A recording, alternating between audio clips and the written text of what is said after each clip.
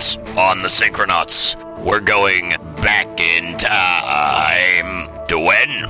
Well, we don't know. Some say this stretches back to 2600 BC. Others say it's old as balls. No, seriously, really old. The boys are heading to Egypt to study the mysteries of the Great Pyramid.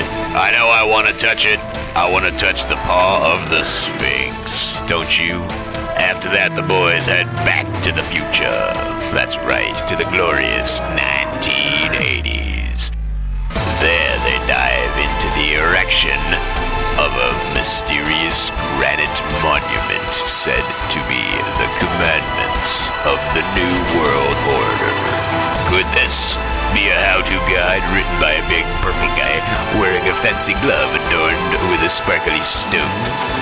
Does it tell of dark times ahead? Find out now on the Synchronauts.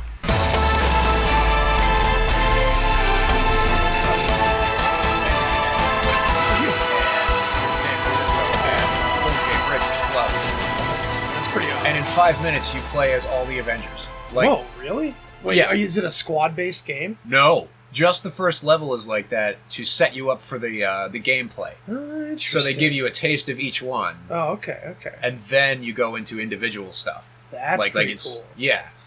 And I'm just cracking the surface of it. Oh yeah, the beta. Yeah. But holy crap, it's fun. I've been playing Hellbound. Hellbound. It's this like throwback shooter, that. man. Oh, just still playing more of it. Oh my god. Because they have, just like all games now, if you haven't noticed, like so many shooter games at least, they have the Battle Royale mode.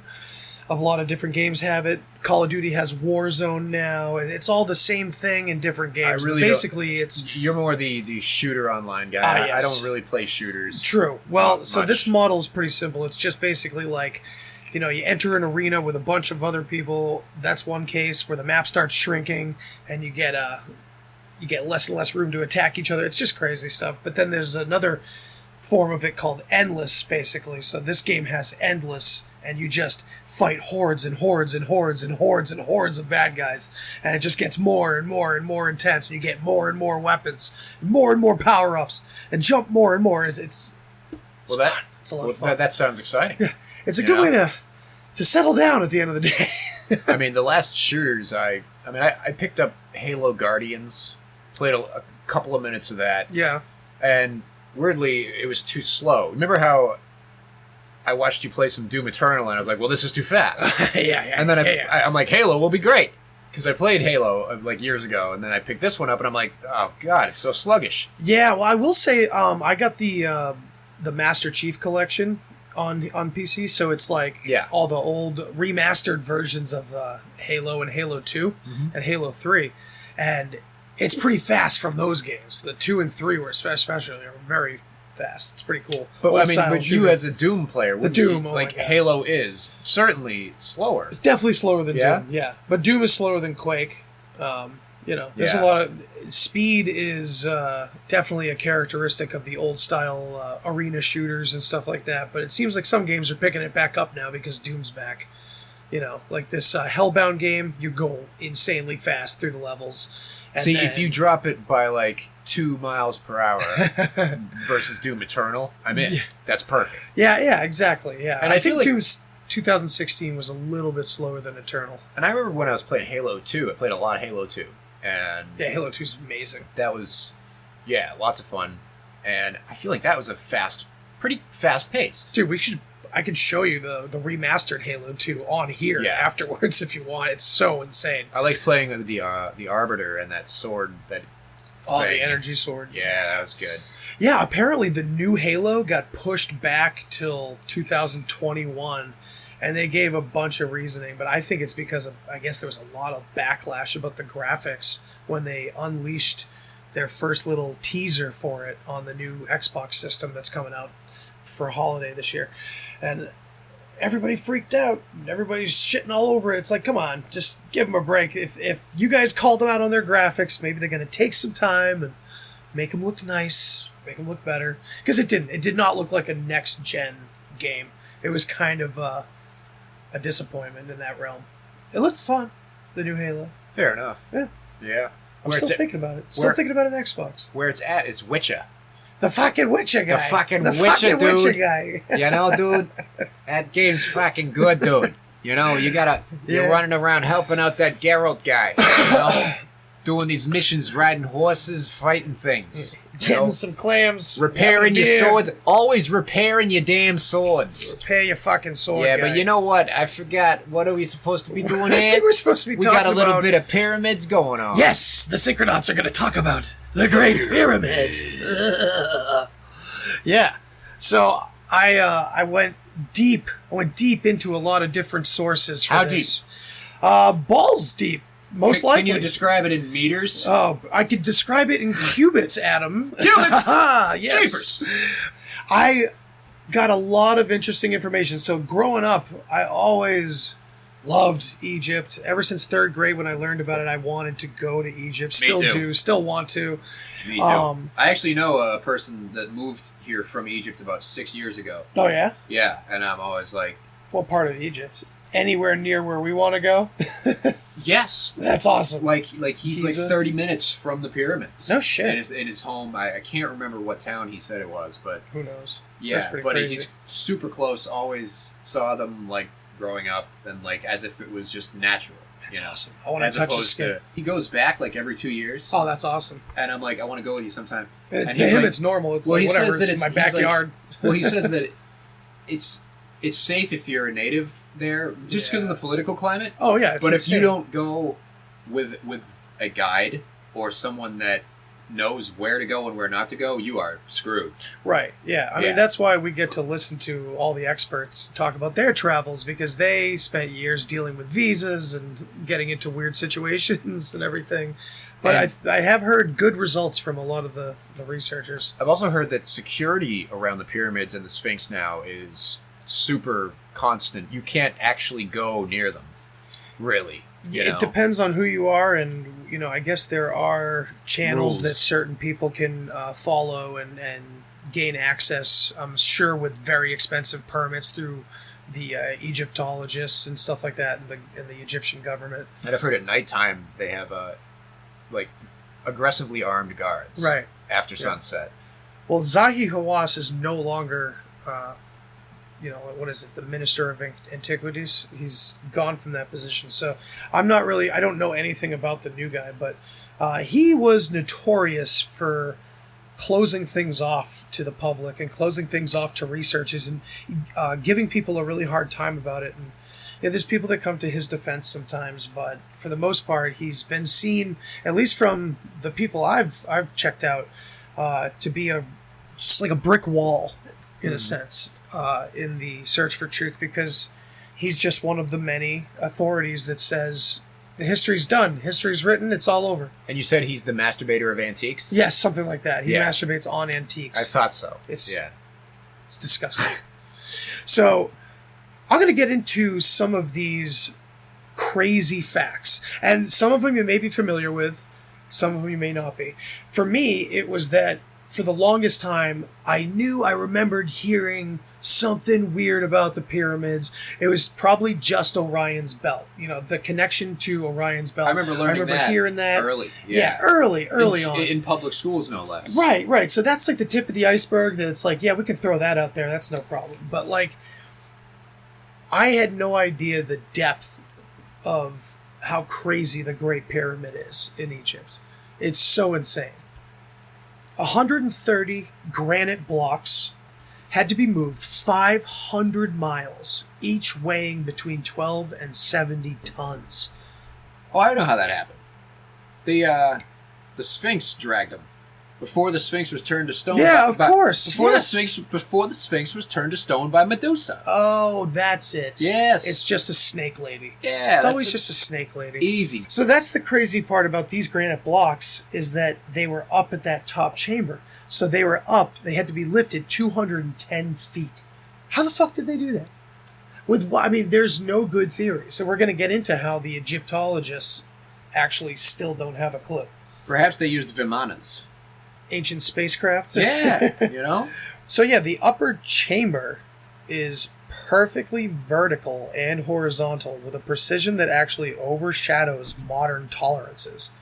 The measurements are precise down to 1/50th of an inch. So that's just stark. What could possibly be doing that? Laser beams. Laser beams? Yeah, well, when you said Stark, Doc Strange threw him back in time and helped him out. Shit. But no, that's... And it's consistent, right? It totally is. Yeah, it's consistent all over the structure. Also, it's been oriented so precisely on the globe, the grid, whatever, that it's pointing north within 0.05 of a degree. The only time in recent history where we started to be able to do that was in the 17th century. It was like a French museum. They were like within 0.25 of a degree, while the Egyptian pyramid was in 0.05 of a degree. Well, gee, how could they be so accurate? And what does it mean and why? Here's another weird one. The pyramid has 8 sides, not 4. It has 8 sides. I've actually They're I've just seen slightly bent in on each side. I've seen satellite images of Yes. what you're talking about when the certain times a year you can only... Yeah, well, the photographs of it started in the 30s. They figured out that the pyramid is actually bent in towards the middle, which makes the construction that more ridiculous because out of over 2 million blocks, no two are even alike. So having to do that all over perfectly and keep the construction legit is just insane. And supposedly they did this all in 20 years. 20 years! I mean, that's some very heavy pieces. Yeah, oh god. Very yeah. heavy pieces. Each piece could be up to like 70 tons. Do you remember what's the name of that movie? I believe is it the Ten Commandments with that Charlton Heston? Charlton Heston was When definitely in he the Ten says, "Let Commandments." my people go." Yes, Charlton fucking Heston. Yes, and there's scenes of slaves dragging slabs Oh, of course. and building the pyramids in that movie. I think it's that movie. I think. Yeah. Let my people go. Yeah. So you remember in Total Recall when when Arnold says, "Come on, Cohagen, you got what you want. Give those people air." Yeah, give these people air. But I always, in my unusual why, I don't know why, thoughts, I merge Charlton Heston's "Let My People Go" and Arnold's "Give Those People Air." Yeah. So instead, Arnold goes, "Come on, Cohagen, you got what you want. Give those people air." Charlton Heston would have done well in Total Recall. He would have. Yeah. And Arnold would have done well in the Ten Commandments. Oh, yeah. And Arnold would play a great Apocalypse in the X-Men movies. Oh, man. Think about that. They should make another Arnold. Arnold's good. He's almost gone. They He's should getting up there. did you say they should Yeah, they should make just keep another making Arnold? them. Make more Arnolds. Like, just make Yeah, we Sabaton want- Systems Model 101. He just Yeah. rolls off the Just line. use the one from Salvation. It was close enough. Yeah, Start that- him aging from there now. So how could they do this in 20 years? That would mean moving over 2 million quarried, carved, fitted, and lifted stones, each weighing as much as a sedan. They would have to work 12 hours a day, 365 days a year, and move one quarried, carved, fitted, and lifted stone every 2 minutes and 30 seconds. Using copper chisels, stone mallets, and hemp rope. 20 years to do all this. I mean... It's an unbelievable feat. Is it too unbelievable? No, well, because they are there. All these coincidences are adding up, yet, archaeology doesn't really want to talk about it. And same with the Egyptologists themselves. They even say that when you get down into it, they actually don't know anything really beyond like 680 BC or something like that. Yeah, right here it says, the documented information we really have about the dynastic Egyptians only goes back to about 680 BC because that's when European scholars were able to cross-reference the Egyptian archives with the Greek and Roman. Mm-hmm. Before that, just a big fucking mystery. So apparently, all the texts written are just up to interpretation, and that's it. The Egyptian Antiquities curator at the Louvre, her name is, here we go, I'm going to try this French name. That's a... Guillemette Andreu Lano. Lanouille? It sounds good either way. Lanouille. She says, when it comes to the construction, Egyptologists have a lot of ideas and beliefs, but no written accounts. And despite what the general populace just assumes about Egypt, even the dead... Wait, what? Even the... Oh, man. Okay. Even the Dean of Egyptologists, Professor Emeritus... That's typo. Yeah, even the dead. Even the dead of Egyptologists. The dead of Egyptologists. So, even the Dean of Egyptologists, Professor Emeritus at the Collège de France, Jean Leclant, says the documented information we really have about the dynastic Egyptians only goes back to about 680 BC, because that's when we were able to cross-reference all the archives with the Greek and Romans. As for all the Egyptian pharaohs, we have no proper documented historical texts. And most Egyptologists are not in agreement over the interpretation of the texts. Why 20 years? Why 20 years? 20 years? Why are they holding on to it? The Teotihuacan Pyramid in Mexico admittedly took 150 years. Similar size blocks, half the size of the Great Pyramid. 150 years. Yet, for some reason, the story has to remain with this 20-year number. I don't know. The mainstream opinion, the written history, the story that we take just without really even researching it ourselves is that, the Egyptians were only a couple thousand years old, which doesn't make it extraordinary at all. It takes all the glamour out of the crazier stories, but, it almost doesn't make any sense with at least the pyramids. Like, it seems to me that either the Egyptians that we've heard about and we learn about built these pyramids much longer time ago than they say they did, or it wasn't even them. It was an entirely different, group of people, and this is they just moved in eventually. And as you mentioned that earlier, before we started, yeah, that was news to me. I had never heard the theory that the Egyptians might have moved into the pyramid zone. Well, I don't even know if that is a theory. But, I think it's getting to be a more well-known fact that the Sphinx was there before the pyramids were. That's definitely the big giveaway right there. And there's been so much work done on the Sphinx and the water erosion coming from hundreds of years of thunderstorms, just massive flooding and storms. How is that not one of the wonders of the world? I don't get the Sphinx? it. Yeah. I think it's not. Well, yes, because I actually kept hearing that the Great Pyramid is the last standing, 8 wonders of the world. I don't even know what the other 7 are. That's how bad that is. I know that the Paris... The Eiffel Tower, no. Eiffel Tower, no? No, because it's still standing. Oh, okay. We're talking about ancient wonders. I guess so. Okay, yeah. I have no idea. I guess the ancient... okay. So there's modern and ancient. Yeah. Yeah, so the other fascinating things are all the cutting is identical to modern day cutting, if not more precise with our most advanced technology. And perfect cylindrical holes burrowed through massive rocks with these weird grid lines all the way through, and we've never been able to reproduce it. We have no idea how they did it. These circular holes are just perfect all the way through. It's nuts, and they're just randomly everywhere, all over Luxor and everything.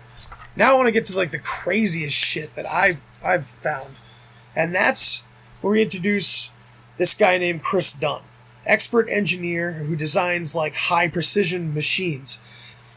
He put the statues of Ramses into a CAD program, and this is what he found. Perfectly identical jaw lines and cheekbones. Perfectly. On this massive 40-foot statue. The head's huge. So he's thinking some kind of machinery had to be used to ensure that this geometry and symmetry was just all aligned and perfect.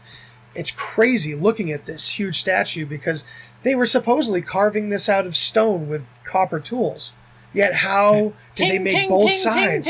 Yeah. How the hell do you make both sides perfect like that? They used sandpaper. Right. Massive wind-powered sandpaper turbines. Of course. Yeah, that's not a bad idea.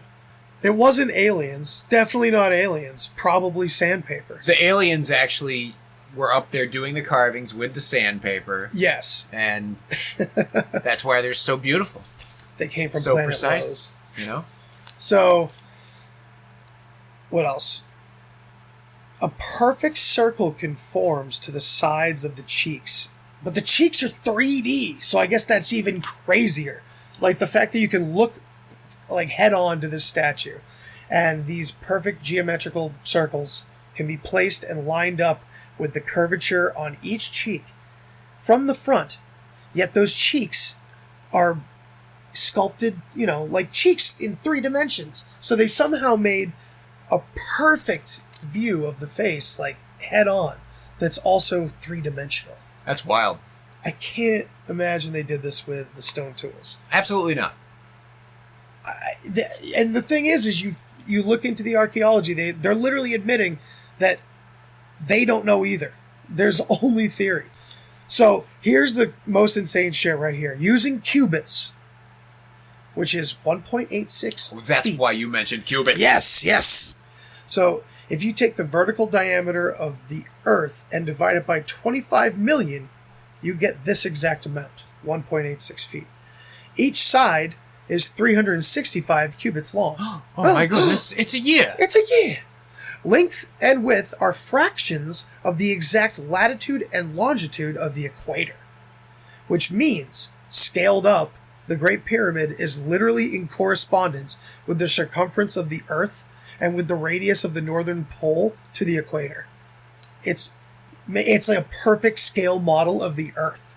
It's literally hiding the geometrical truth about the planet itself. Last I heard, we live inside a mathematical dream.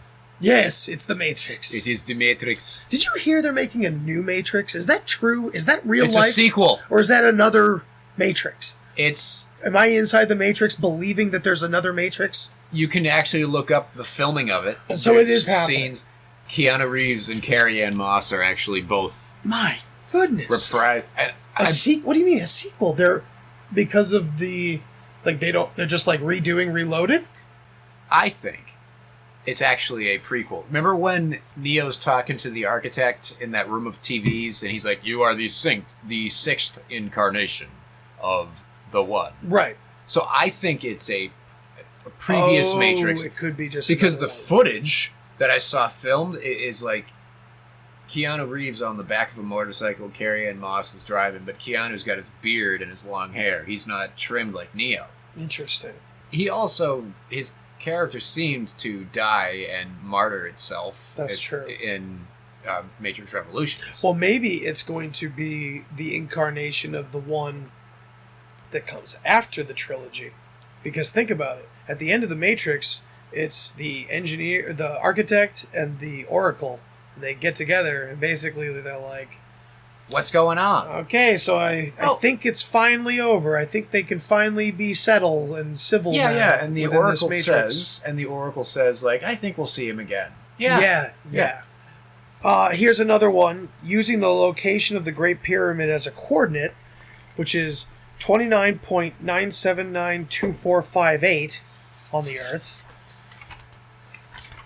If we remove the period and add 2 commas instead, it's 299,792,458, which is the speed of light measured in meters per second. Oh, that's another time travel problem. Yeah. Because I heard that Einstein visited ancient Egypt in one of his astral projections. Oh, no shit. Yeah. Yeah. I'm making this up. You're making... I got all excited. I thought Einstein could actually be a... You know what? He could be a secret wizard. Yeah, and you know what? I was watching... I don't remember what show I was watching a couple nights ago, but it was a fiction. It was fiction. Yes. And somebody says, Einstein only slept 3 hours a year. And I'm fuck? This one character, I don't remember. I was watching a lot of random shit. I mean, that's amazing. Yeah. Lack of sleep, eventually, supposedly, your brain starts, eating itself. But... Or does it unlock potential? So, physicists recently took an interest in how the Great Pyramid would interact with electromagnetic waves of a resonant length, which I'm not really sure what that means specifically.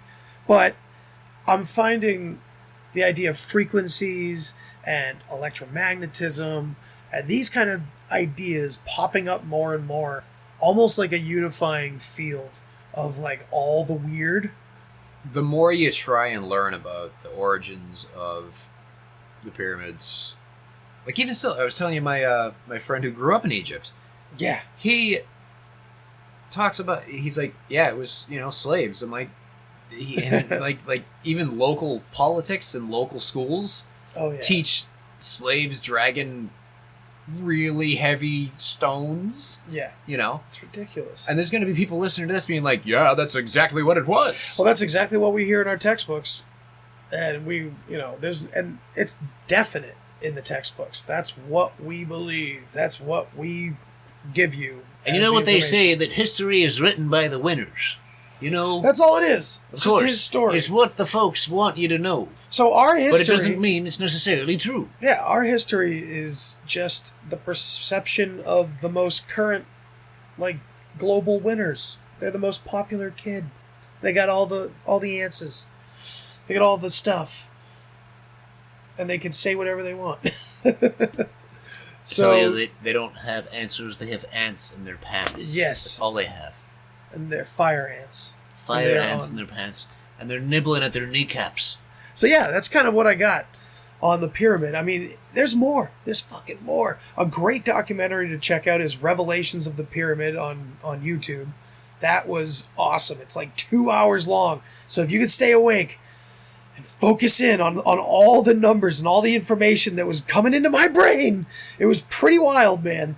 It was a lot to digest, but it with all the people that were on the documentary and in the books I've been looking into, it's all these really solid sources saying that history as it's written for Egypt is just a big question mark.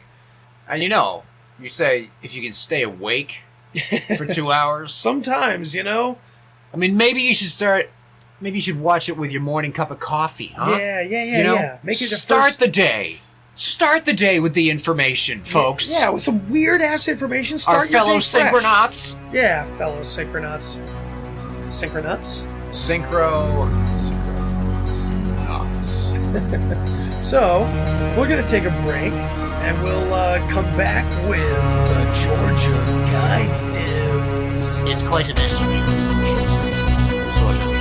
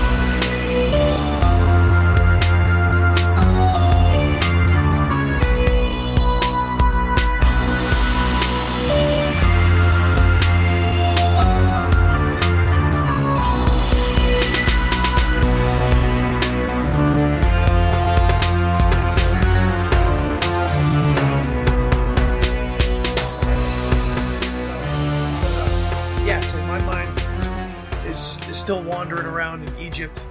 But we're going to come back to the United States and fast forward into the future to the 80s. Oh, the 80s. What a great time, My huh? goodness. You know? I was only around for 5 of those years, and I don't remember much of them, but man, those are where all my favorite movies are.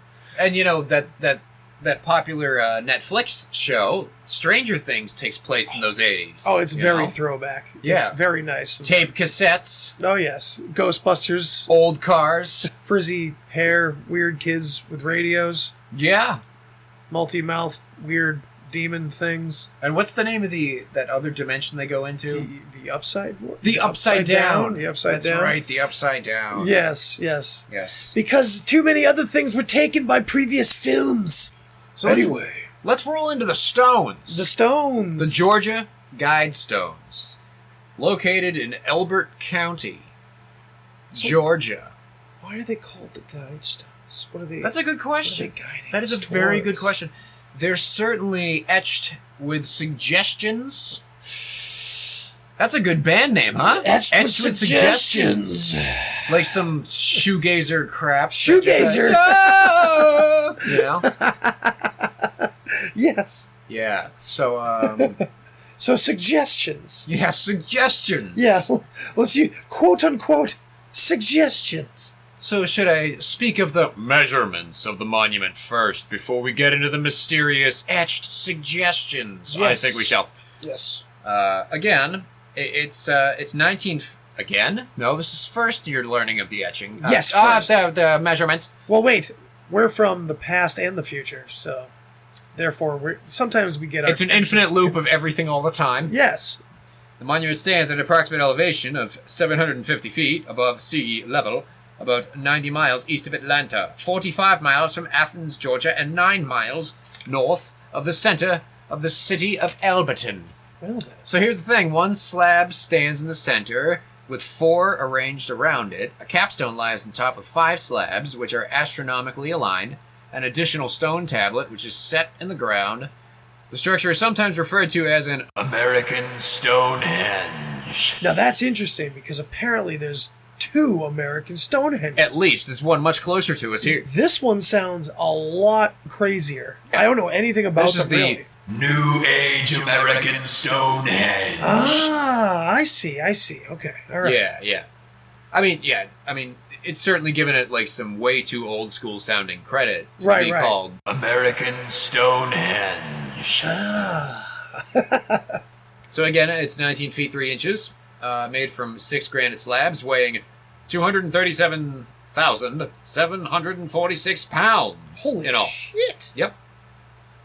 The anonymity of the Guidestones authors and their apparent advocacy of population control, eugenics, and internationalism have made them a target for controversy and conspiracy theory. I love the term conspiracy theory. I know. I love it. I like conspiracy reality more than conspiracy theory. Yeah. Yeah. Yeah. Every detective spends every day of his career working on his own conspiracy theories. That's literally how they catch bad guys. They go on hunches. They go by their gut. As you mentioned, They make connections. Absolutely. Just like we're doing. So before we get to the best meat, The meat. let's go continuing on with the history of the American Stonehenge. So in June 1979, a man using a alleged pseudonym of Robert C. Christian approached the Elberton Granite. That's a dumb name. It sure is. It's just a dumb name. It is, but it's because he, as we'll come to learn, perhaps, it's because he represented the Rosicrucians. Oh. So that's why he was called Robert C. Christian, and the pseudonym yada yada shmada boodoo's. You know, he approaches the Elberton Granite Finishing Company on behalf of a small group of loyal Americans, and commissioned the structure. Mr. Christian explained that the stones would function as a compass, calendar, and clock, and should be capable of withstanding catastrophic events. Joe Fendley, a fellow, good guy, I heard he's a good guy, Oh, that's good. yeah, of Elberton Granite, assumed that Christian was a, quote, nut, and attempted to discourage him by giving him a quote of several times higher than any project the company had taken, explaining that the Guidestones would require additional tools and consultants. When arranging payment, Mr. Christian explained that he represented a group which had been planning the Guidestones for 20 years. 20 years again. Yeah. There's a synchronicity. Ah, another Cha-boom, boom. Yeah. Oh. Boom. Synchronicity. You said we'd find a synchronicity. We always do. Yes, so planning the Guidestones for 20 years, which intended to remain anonymous. The group wanted to remain anonymous. So Christian delivers a scale model of the Guidestones and a document, purchases land in 1979 from a farmer, and that farmer and his children were given a lifetime of cattle grazing Interesting. on the land around the Guidestones, which is really, I guess, nice. If you're going to sure. buy their land, be like, but you can also let your cattle graze there, so I guess they let them keep the farm. Okay. Yeah, that's nice. Yeah. Yeah. How generous of this anonymous, not creepy at all group. Right. Yeah. And they're like, and we have infinite money, and we'll just do these things. No problem. You know? So, jumping to the future before we get to the inscribed suggestions. In 2008, the Guidestones were defaced with polyurethane paint and graffiti, and slogans such as "Death to the New World Order" were sprawled. Oh, man. Sprawled. Well, that sounds about right. That sounds about right. That sounds like something that would happen. Yeah. And I think if this is right, in September 2014... I'm surprised it took that long.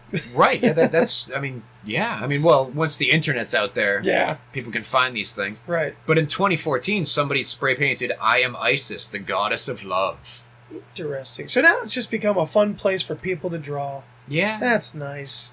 Yeah. But what it really says is kind of fucking creepy. It does. So then we get into the 10... Yes, isn't that a strange coincidence? There's 10 commandments, sir.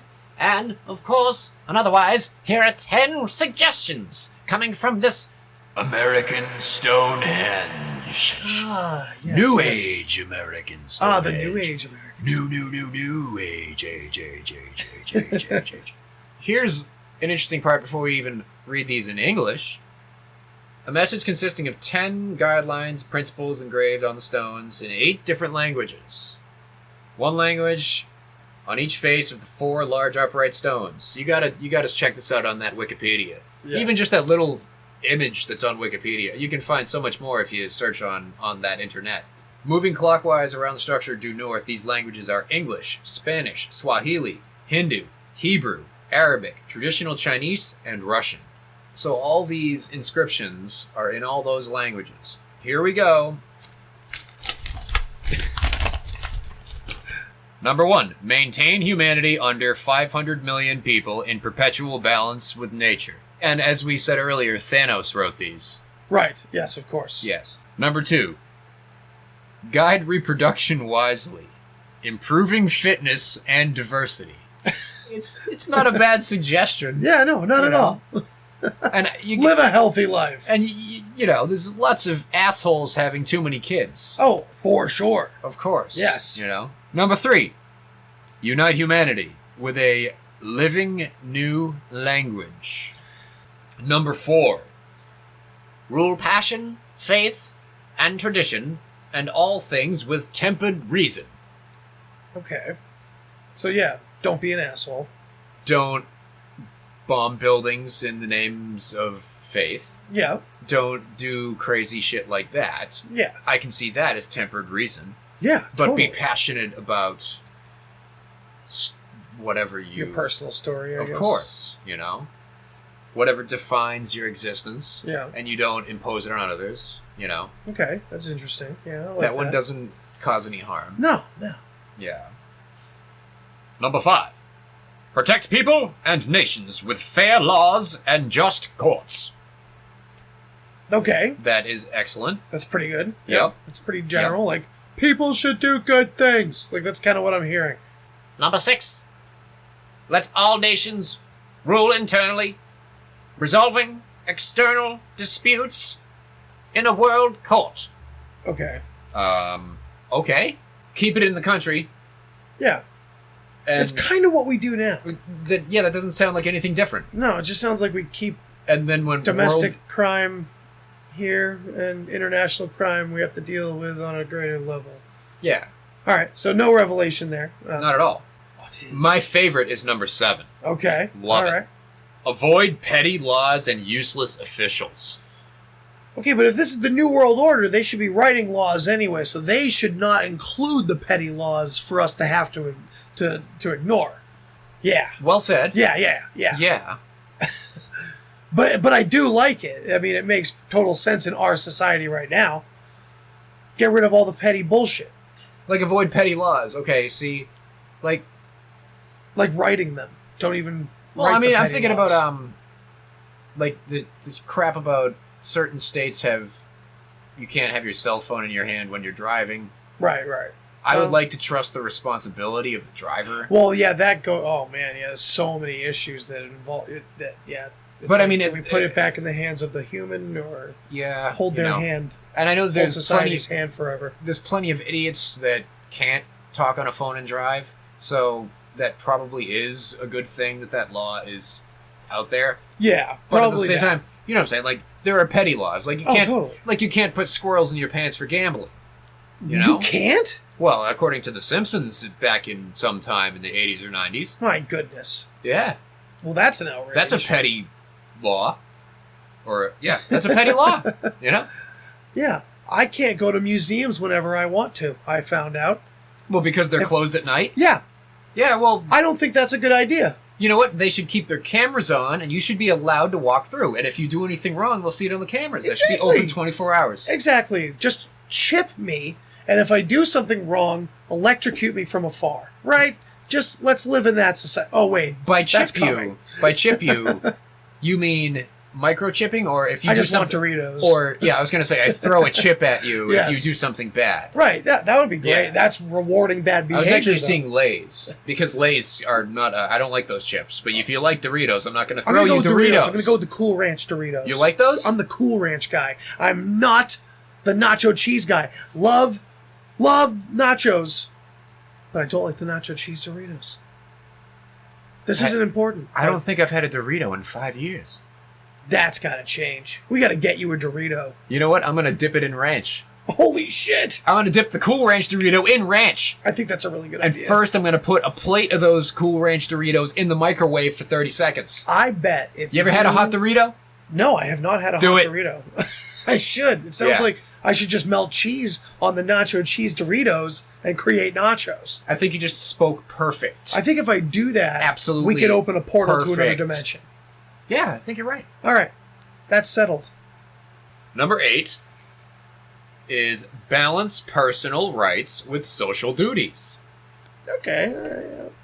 Can't- Sounds pretty good. That doesn't sound bad. Sounds, you know? sounds like a nice community. Nice, Number happy place to live. Number 9 also does not sound bad at all. Prize truth, beauty, love, seeking harmony with the infinite. Okay, that's wonderful. That's perfect. It is. It's good right there. It It's is. a very open way to approach a spiritual take on the world. It's a little synchronauty, I'd say. Yeah, synchronauty. A little bit. And number 10. It sounds a little harsh, but it's true. Be not a cancer on the earth. Leave room for nature. Leave room for nature. That is actually etched twice. Oh, really? It says leave room for nature twice. And you could expound on that line right there. It's not just physically talking about don't take up all the space. It's possibly talking about, pay attention to nature too. Leave room in your busy life to understand what's around us and what's really happening. that certainly doesn't have to mean like pay attention to plants. It means nature in general. Well, yeah, I just immediately what came to my mind was like, we get comets everywhere. We get so many asteroids floating by all the time. We're not ready for that shit. We have nothing that could take an asteroid out right now. So No. it's like we're not paying attention. We're letting, that's what they say, the old myths, the world got away from them. The storms came and they weren't prepared. There's one more. There's a small slab, a little granite slab, as you arrive at the Guidestones site that says, "Let these Guidestones." Oh, I'm sorry. Excuse me. Let these be Guidestones to an age of reason. It all sounds pretty good. It doesn't sound nefarious at all. So where is this conspiracy coming from? I think the biggest. I think it all comes from the fact that it's in so many different languages. So Yeah. it seems to be this. One world government it scares seems the like shit out of everybody. Yes, and I think that it seems to be perhaps like a post-traumatic event that people would find it. Okay. You know what I mean? Okay. All Something right. like that. I see that. And I like that. but of course, the fact that we live on a planet of confirmed at least 7 billion people, approaching 8 billion, and Yeah. probably, I mean, if you include people that don't take censuses, Which is a lot of us. there's probably 9 billion or more. Could be. Who you know? knows? It's the first one that says maintain humanity under 500 million in perpetual balance with nature. That sounds like a gigantic threat to a ton of life. Oh, totally. That's the one that Thanos wrote, you know. Yeah, so it is. That's actually it's the proportionally. Avengers Proportionally, that's way worse than Thanos wiping out 50%. It is. That- Oh, 1,000%. Yeah, it's not 1,000%, but Actually, yeah, it's let's do crazy. the math. I don't know. I don't want to do it's the math. too much. Math hurts. No, Yeah. absolutely not. But no, I mean, it is like it's the Avengers plot with the Infinity War. And then number 3, the unite humanity with a living new language. Again, a That living new is language is very just curious. weird. I don't know what. And that saying means. unite humanity, people will say, "Oh, it's United Nations, you know, conspiracies and trying to be one world government and all that type of shit." Again, that's not what I'm saying, but that's what folks interpret this as. Here's how I'm interpreting the one world government type stuff, the conspiracy theories that claim they have proof and stuff. I don't know if they have proof, but it does seem like something is moving towards oneness, but it may not be a government. You know what I mean? It's the undercurrent. Yeah, it's Yeah. us. It's all of us. It certainly is. But these things are crazy. I want to go see them. Me too. It's a good place to go. Dude, this is random, but I just heard it the other day. Did you hear that there's like, at one point they found Egyptian writings somewhere near the Grand Canyon? Egypt had email. Egypt had email. Stone Egypt to had- stone sharing. Our language just gets more complicated as time goes on, right? It does, and it warps, it mutates. Yeah, so I mean, It's mutating now. you used to be able to see a bird and a poop emoji and a boat and be like, oh, well, I just read an entire paragraph Right, from yes. a friend, Yeah. you know? Like, Of course, yeah, so maybe it's getting simpler. 35,000 however years ago. Or written language is getting simpler or abused, not taken seriously as much anymore. Well, weird. From what I hear about folks, a lot of the time just communicate through emojis. And Sometimes that's pretty hieroglyphic. it is. It's very hieroglyphic. And you notice, you actually kind of feel the energy from it. You're like, oh, I know what they meant. So, a couple of notable celebrities have chimed in about the Georgia Guidestones. Interesting. Yoko Ono Oh, geez. praised the inscribed messages as a stirring call to rational thinking, Okay. while Wired magazine stated that unspecified opponents have labeled them as the 10 Commandments of the Antichrist.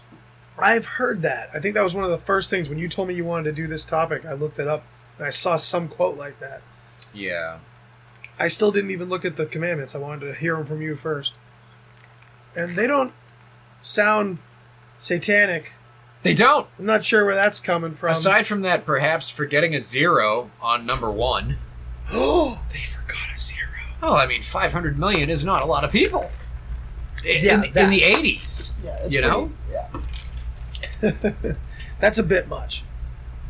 Some have claimed the Guidestones are a deep satanic origin, and that R.C. Christian belongs to a Luciferian secret society related to the New World Order. And at the unveiling of the document, a local minister proclaimed that he believed the monument was for sun worshippers, for cult worship, and for devil worship.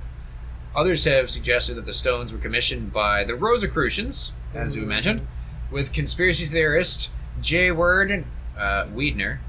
Never heard. Yes, me neither. Observing that the pseudonym of the man who commissioned the stones, R.C. Christian, resembles Rose Cross Christian or Christian Rosencreuz, the founder of Rosicrucianism. Damn. The Rosicrucian Order. Alex Jones' film Endgame, Blueprint for Global Enslavement, proposes the Guidestones are a harbinger of self-appointed elites who intend on exterminating most of the world's population. Which, here's the thing. I mean, Alex Jones is 90% nuts, and then he goes into Bohemian Grove and infiltrates and gets footage, and he scores huge points for me. Yeah, That's I mean, huge. There's plenty You of know? times where you can hear Alex Jones or David Icke talking total nonsense, but then you can also hear moments where they're telling the absolute truth, you know?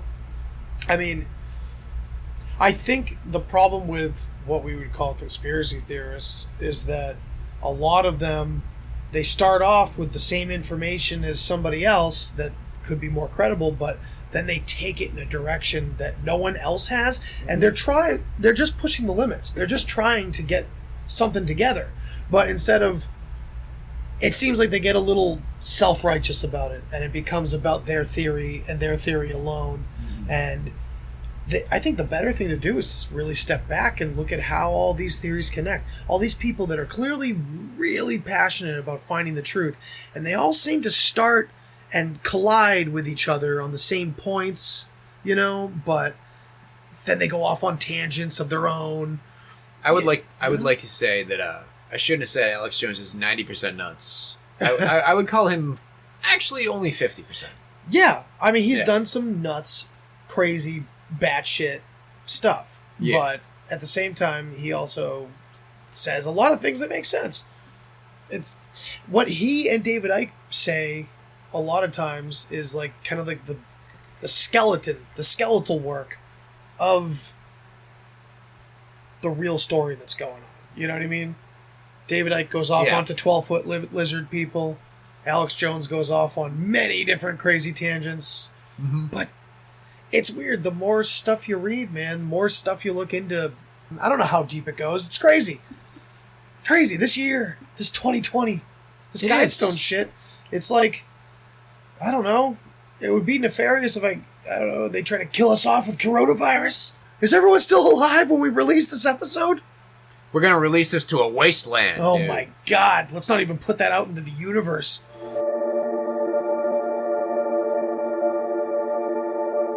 It's time for Bibliomancy. Bibliomancy. Who should start? I don't know. Let's see what goes here. Adapting this technique from plants to animals proved more tricky. First, cloning involves asexual reproduction.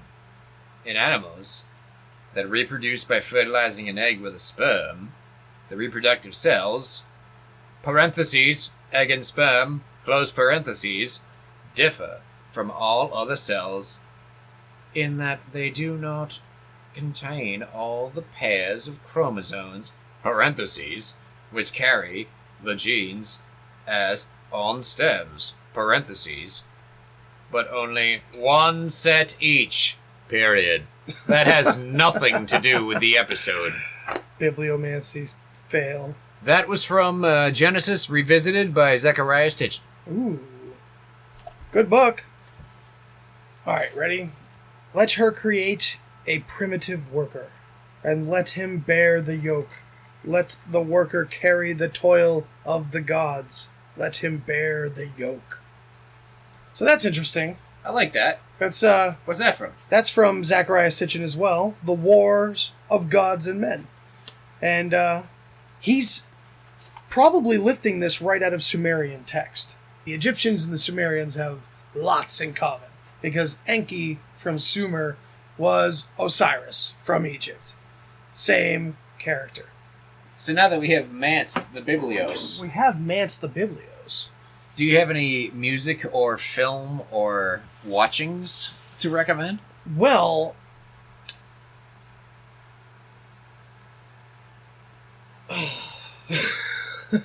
I've got a watch recommend. Okay. Star Trek, the original series. All right. I haven't watched that ever. I've Dude. never dove into the original. I grew up on Next Generation. I always figured that the original series was probably going to be very cheesy. Yeah. Not so. No?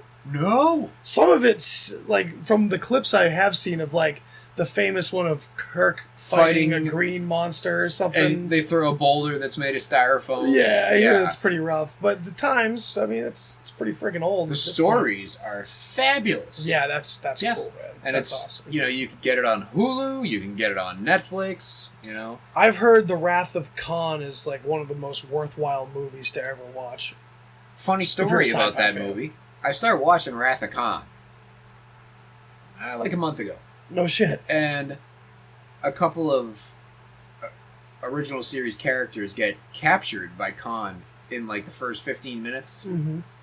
And Khan's like, hey. And those TOS characters are like, oh my god, it's Khan from... They say something that makes me think, wait a minute, there's an episode in the original series that explains Khan's origin and why what's going on in the movie is going That's on. what I've heard. Yeah, a friend told me about that. Yes. Yeah, that he pops up at some point in the series. So you gotta And that watch... episode is like just as important, right? Yes. Yeah, I've Yeah, heard so that you gotta too. watch that episode. Okay, all right, cool. You know, let that crack your egg on Star Trek the Yeah, TOS. that's. I've been very close to watching Wrath of Khan, and I never have. Maybe I will tonight. But first watch, like... That episode, I mean, I wanted to like- start both of them. You know, I yeah, wanted like- to do that. Look up the origin of Khan. Right, In right. TOS. And Fair then watch Wrath of Khan. So yeah, we'll be seeing you next week for another dip into the weird pond. Who knows what we'll be covering? I think we'll be covering... I know what I want to cover. You already have something in mind? I have an idea. All right. Give the audience a little preview. Nah. Okay. As the mysteries of time and space spiral around us, we have come here to bring you all back to yourselves. Synchronauts Podcast. Let us put our thoughts